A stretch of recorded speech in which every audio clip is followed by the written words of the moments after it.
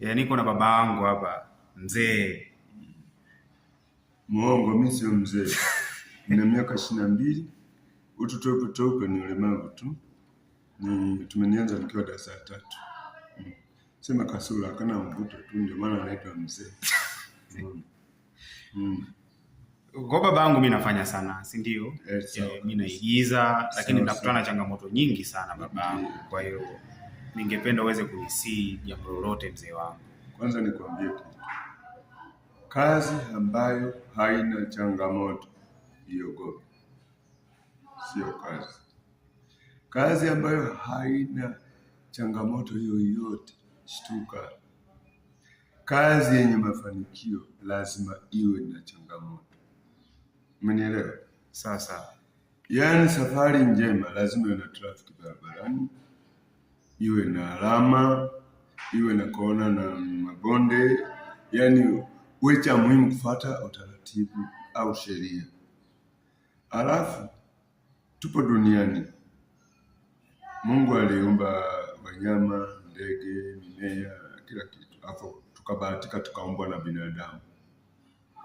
Wewe ni binadamu, lakini una bahati moja, ukawekewa na utu. Ndio maana nasema fulani yule mtu bwana. No. Ila tofauti yako na wanyama ni kuitwa binadamu. Kwa sababu wewe sio mmea, sio binadamu, lakini kingine tukawekewa nyongeza, utu wa kutambua mabaya na mazuri na nini, kuna kujua kuna Mungu, kuna shetani, kuna jirani, kuna mke, kuna watoto, kuna uongozi, kuna serikali, kuna nini, kwa sababu na kautu kapo. Ndio maana tunasema nakuwa na utii wa jambo hili sifanyike hivyo mfanye. Lakini tukienda moja kwenye sanaa, somo ya sanaa ni kujiona umefanikiwa, ni kujiona wewe ni msanii. Siri ya sanaa kuwa mwanafunzi kila siku, au siri ya kwenda mbinguni jifanye mwanafunzi wa neno la Mungu kila siku. Sio ndio sasa umewini.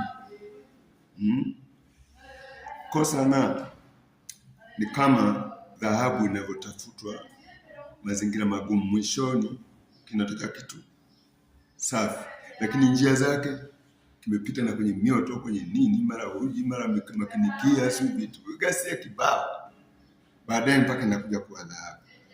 Sawa, unaweza kupambana na sanaa, kwa sababu sanaa bwana, usije kumwangalia mtu kwa uso, kwa sura, kwamba huyu ni atakuwa msanii mzuri, huyu ujue huyu ana roho ya korosho.